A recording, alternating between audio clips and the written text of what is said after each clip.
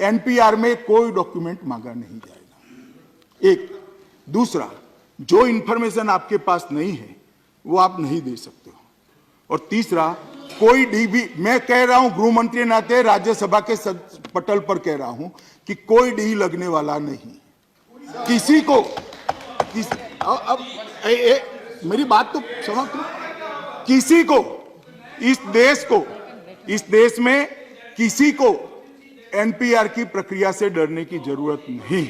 I think गृह मंत्री जी कह रहे हैं, अगर मैं अच्छी तरह से सुना, कि डी किसी के सामने नहीं लगेगा। हाँ जी, यही कह रहे हैं। हाँ जी, तो डी नहीं लगेगा जी।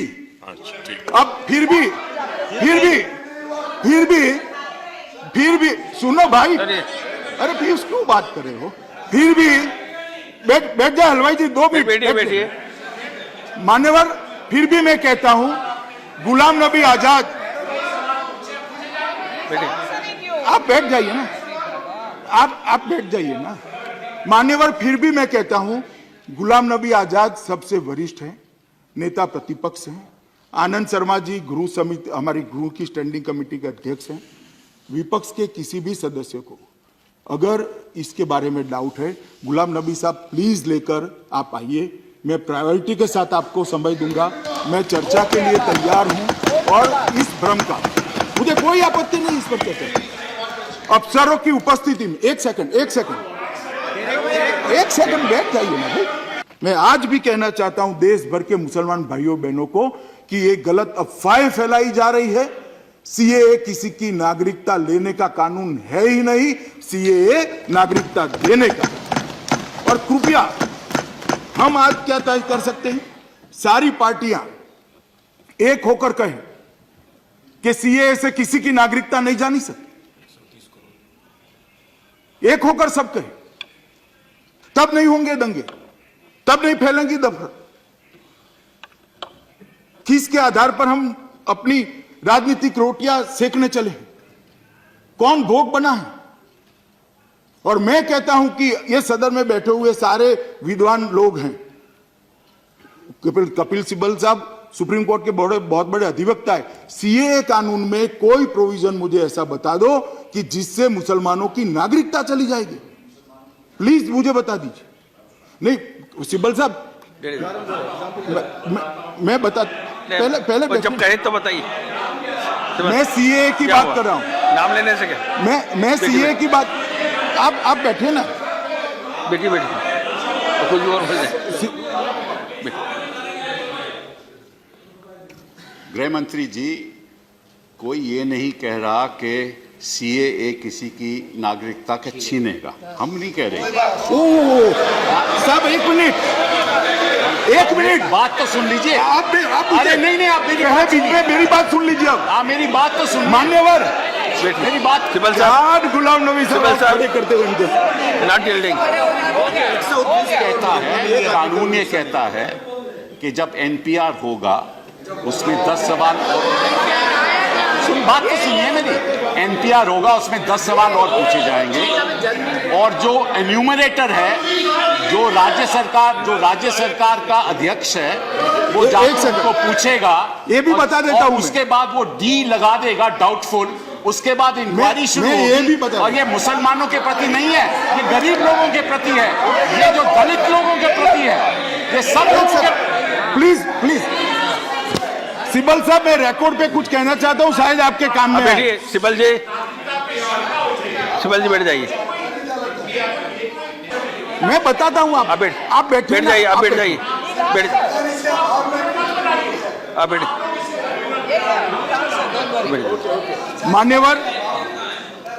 मान्यवर, मैं कितने भाषण कोट कर सकता हूं श्रीमान कपिल सिब्बल की पार्टी के नेताओं के, जो कहते हैं सीएए माइनॉरिटी के खिलाफ।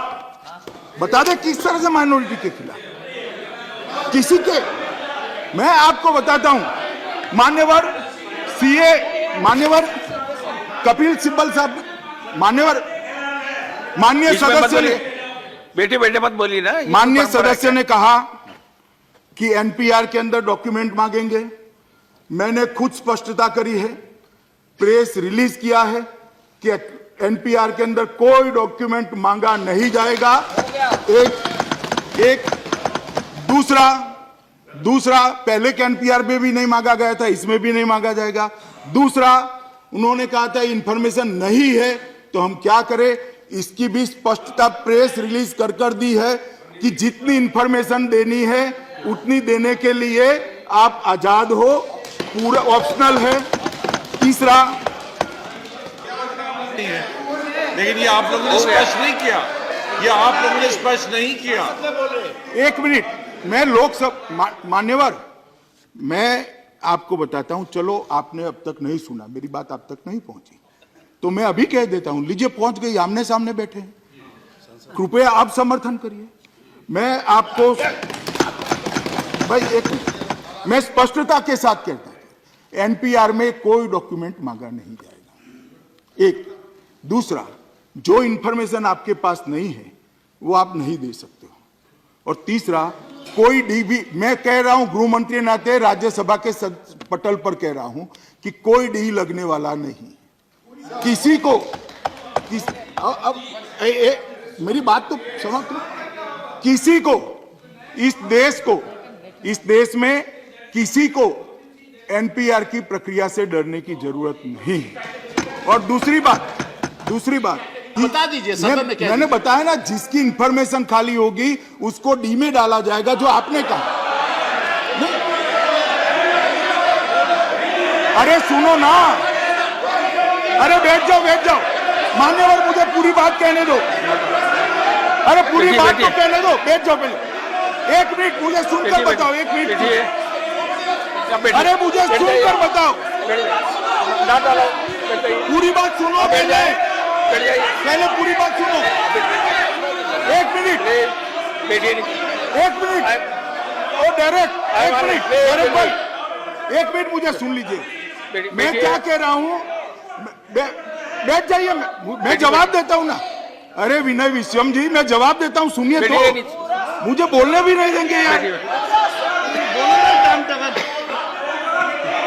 एक सेकंड, आप सुनिए ना, मगर भाई को बैठिए भैया, थोड़ी सहिष्णुता बढ़ाइए, मुझे बोलने भी नहीं देंगे।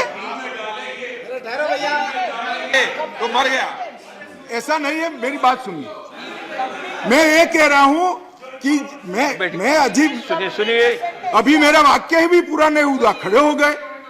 जिसकी जगह खाली होगी कोई भी, इसको डी लगा देंगे।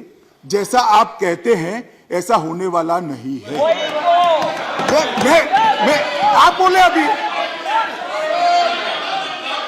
मान्यवर, एक सेकंड, नहीं लगेगा।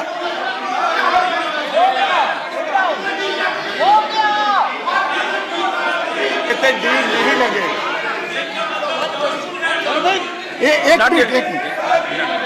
एक मिनट।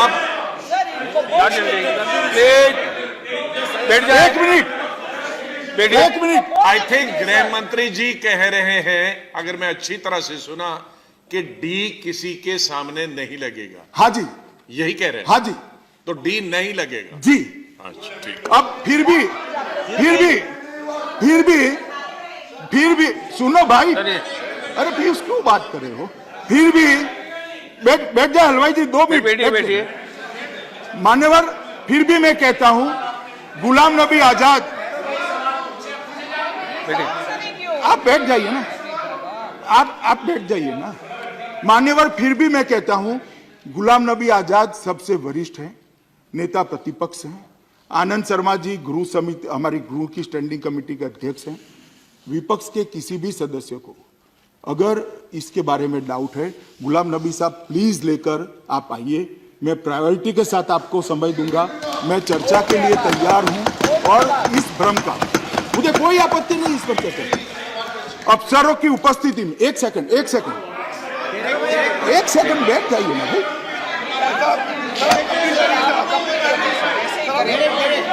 सर, इनको कंप्लीट करना दीजिए। मान्यवर, मैं कहता हूं, मैं कहता हूं, नहीं, Anand ji, no sir, he should be allowed to give the answer. They will not clear him out and then they walk out. Sharma ji, एक एक मिनट बैठिए। मान्यवर, माननीय मंत्री जी बोलने दीजिए भाई। अरे भाई सुनो मान्यवर, मैंने कहा कि गुलाम नबी साहब सभी विपक्ष के दल के एक दो चुनिंदा लोगों का सांसद के साथ जो मेरे साथ चर्चा करने आना चाहता हो लेकर आइए। आनंद शर्मा हमारे स्टैंडिंग कमेटी के चेयरमैन है, वो भी आए। ये विषय पर एक सेकंड, अरे सुनो ना मगर। अध्यक्ष जी क्या बना रहे Not done, sir. इनको Let him listen. Let देखिए him मंत्री जी listen. बोल रहे हैं, Let बीच him में listen, sir. इस प्रकार का व्यवधान खड़ा करना गरिमापूर्ण नहीं है। जब इनका वक्तव्य पूरा हो जाए तो आपको कुछ पूछना है तो वो उसका उत्तर देने के लिए अनुकूलता होने से उत्तर देंगे।